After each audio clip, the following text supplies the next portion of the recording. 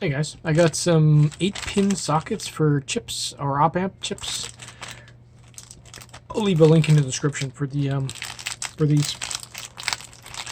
Picked these because I didn't have to wait a month to get them here. A couple of days. Nice packing.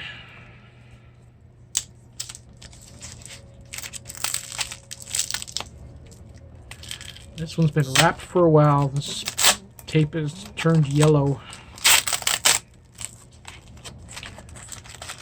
There you go.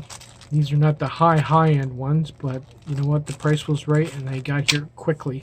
Let's take a look at them. I actually prefer the other ones with the round holes. I don't prefer these. These ones don't work as well.